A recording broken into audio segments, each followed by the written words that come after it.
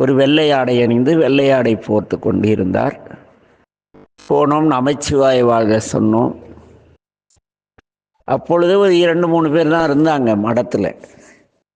அப்புறம் ஐயாவை வணங்கியதும் ஐயா என்கிட்ட கேட்டார், எதுக்காக நீங்கள் கோயிலுக்கெல்லாம் போகிறீங்க அப்படின்னு கேட்டேன். ஐயா நீங்கள் எதுக்காக மடத்தில் தங்கியிருக்கீங்கன்னு அடுத்த வார்த்தை. அவர் அப்படி ஒரு புன்முறலோடு பார்த்தார். ஐயா நீங்கள் துறவி. துறவி என்பவர்கள் அங்கே பாருங்கள், கமலாலய குளத்துலேயும் அங்கே இங்கேயும் கோயில் வாசல்லையும் தூங்கிட்டு இருக்காங்க. நீங்கள் ஏன் திருமடத்தில் தங்கி இருக்கீங்கன்னு கேட்டேன். அதற்கு ஐயா சொன்னார், அது கிடக்கட்டும், ஏன் கோயிலுக்கு செல்கிறீர்கள், ஏன் கோயிலுக்கு செல்ல வேண்டும்? இதற்கு ஒரே ஒரு திருவாசகத்தை வைத்து நீங்கள் எனக்கு விடை தர வேண்டும் என்றார். ஒரே ஒரு திருவாசகத்தை வைத்து எப்படி இவ்வளவு உயர்ந்த பொருளை சொல்ல முடியும் என்று யோசித்த பொழுது, திருவாசகத்திலே எனக்கு மிகவும் பிடித்தமான ஒரு பாடல் அதிசயப்பத்து. எத்தனை பெரிய இறைவன் நம்மை ஆட்கொண்டிருக்கிறார் என்ற ஒரு அற்புதத்தை கூறிய பதிகம் அந்த பதிகம். என்ன? அருளும் மெய்நெறி பொய்நெறி நீக்கிய அதிசயம் கண்டாமே என்று அந்த பாடலிலே கூறுவார். இருள் திணிந்து எழுந்திட்டது ஓர் வல்வினை சிறுகுடில் இதுவித்தை பொருளில் இருள் திணிந்து எழுந்திட்டதோர் வல்வினை சிறுகுடில் இது எது நம் உடம்பு வித்தை பொருள் எனக் கழித்து அரு நரகிடை விழ புகின்றேனை திரளும் மும்மதில் நெடிவரை இடிதிர சினப்பதத்தோடு செந்தி ஏறலும் மெய்நெறி பொய்நெறி நீக்கிய அதிசயம் கண்டாமே என்று பேசும். அவ்வழியிலே அந்த திருவாசகத்திலே எனக்கு மிக மிக மிக மிக பிடித்த ஒரு பாடல், ஒரு பெரிய கேள்விக்கு விடை தரும் பாடல். அதனால் அது பிடிக்கும். அதை ஐயாவிடம் கூறினேன். ஐயா, சித்தாந்த ரீதியாக இறைவன் தோன்றிய பொழுதே நான் அந்த கதையெல்லாம் அடுத்து நான் சொல்ல சொல்ல, ஐயா இந்த கதையெல்லாம் வேண்டாம், அந்த திருவாசத்தை வச்சு சொல்லுங்க அப்படின்னார்.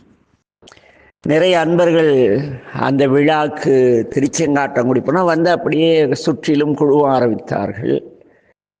என்ன வெள்ளாடை திரு அந்த என்ன சொல்லுவாங்க, சிகை, நிறைய சிகை உடைய அப்படி பல்தரப்பட்ட அடியார்கள், பல்தரப்பட்ட தொண்டர்கள் அங்கே குழும ஆரம்பித்தார்கள். ஐயா அமர்ந்து கொண்டு நீங்களும் அமருங்கள், சொல்லுங்கள் என்றார். அந்த பாடலில் அற்புதமானது. அதிலே கூறுவார், நீக்கி முன்யனை தன்னோடு நிலாவகை. முதல்ல என்ன செய்கிறாரு? தன்னோடு நிலாவகை நீக்குகிறார். அது என்ன? அவரோடு நாம் எப்பொழுது இருந்தாலும் என்று அவர் தோன்றினாரோ அப்போதே நாம் தோன்றிவிட்டோம். ஆனாலும் நமக்கு அறிவு கிடையாது சுத்தமாக. யார் எதை சொன்னாலும் ஏற்றுக்கொள்ளும் குணமுடைய சாதாரண ஆன்மாக்கள் நாம். ஆக அவர் என்ன செய்தார்? அவர் கூட இருக்க வரைக்கும் நம்ம உருப்பட மாட்டோன்ட்டு என்ன, அவர் கூட இருந்து அவரை பார்த்தா பரவாயில்ல, மீதி எல்லாம் அவரை தவிர மீதி எல்லாம் பார்க்கறது. திருவேடம் தாங்கி கொண்டு திருவருள் துணையினால் அன்பினால் செய்யக்கூடிய காரியங்களை பொருள் பெற்று செய்வது போல அவர் கூட இருந்தாலும் அவர் பெருமை எண்ணாமல் பொன்னுக்கும் பொருளுக்கும் அவருடைய திருநாமத்தையும் திருமுறைகளையும் பயன்படுத்துவது போல அவர் நினையாமல் நிறைந்த எண்ணெய் இருந்த எண்ணெய் நீக்கி அவர் கூட வந்து எப்படி நீக்கிறார்?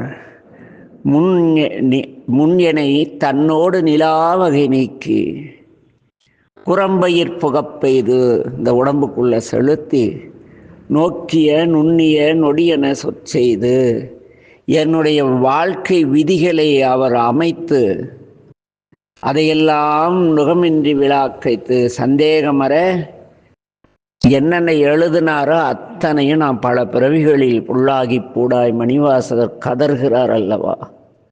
எல்லா பிறப்பும் பிறந்து இழைத்து அந்த தெய்வம் என்பது ஓர் சித்தமுண்டாகி நான் இருக்கும் பொழுது என்ன செய்கிறாங்க? வீட்டில் இறைவனை காட்டக்கூடிய நல்ல அப்பா அம்மா எல்லா குழந்தைகளும் இருக்காங்க. மொட்டையடி கடவுளை அவங்க கும்பிட்றாங்களோ இல்லையோ, குலதெய்வத்தில் மொட்டடிக்கிற ஆளுங்கள்லாம் இருக்காங்க. எப்படியோ ஒன்று, என்னை சாமி என்ன செய்கிறார், நோக்கிய நுண்ணிய நொடியன சொற்செய்து நுகமின்றி விழாக்கைத்து தூக்கி என்னை அப்படியே மெதுவாக தூக்குறார்.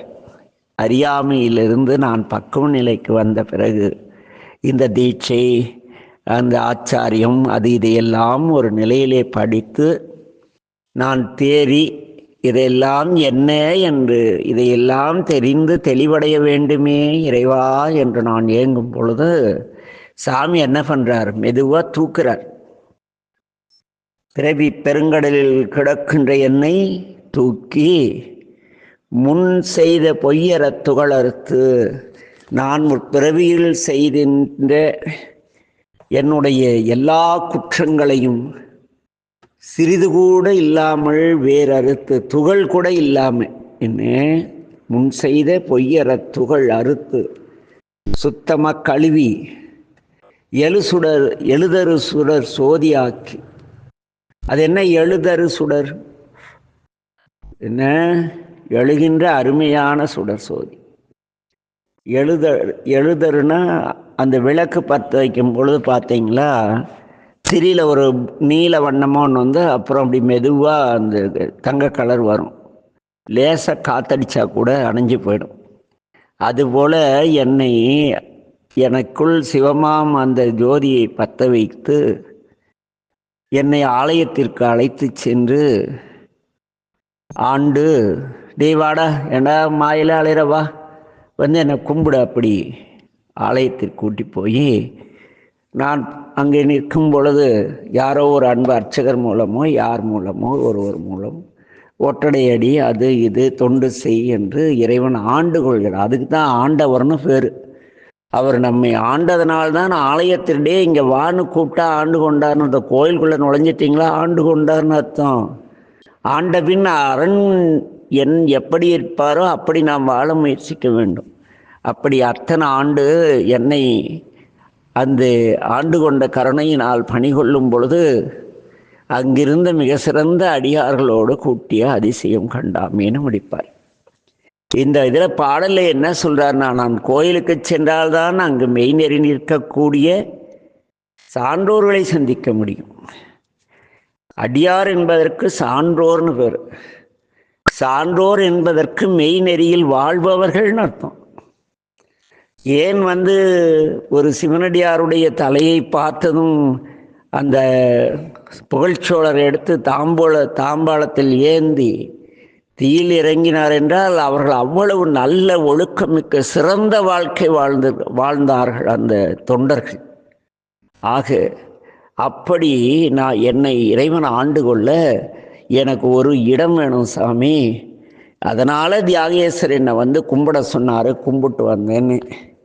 அப்போ அந்த ஐயா சொன்னார், ஆகா, ஆண்டு கொள்வதற்கு ஆலயம் வேண்டும். அரசனுடைய இல்லம் இருந்தால்தானே ஆண்டு கொள்ள முடியும். ஆக இந்த ஆலயம் என் தலைவனாகிய சிவருமானுடைய வீடு. அவருக்கு பணி செய்து என்னை ஆண்டு தன் அடியரில் கூட்டுவதற்காக கோயிலுக்கு தியாகராஜா கூப்பிட்டுருக்காரு. போயிருக்கேன், நீங்களும் போய் கும்பிடுங்க சாமின்னு. அங்கிருந்த பலரும் ஆஹா ஓஹோன்னாங்க. என்னமோ அவங்க சினிமேட்டிக்கலாக இருந்த அந்த சீன். அப்பொழுது அந்த ஐயா சொன்னார்கள், நல்ல பதில். நாம் பக்குவப்பட்டு நல்ல நிலை அடைய வேண்டுமானால் அறிவிற்சிறந்த தொண்டிற்சிறந்த கூடுமன்பில் கும்பிடுதலே அன்றி வேறு ஒன்றும் வேண்டாத்தன்மையராகிய மெய்யடியார்களோடு நாம் சேர வேண்டும். அதற்காகத்தான் ஆலயம் என்று நீங்கள் கூறிய விடை சரியானது என்றார். அப்புறம் அந்த ஐயா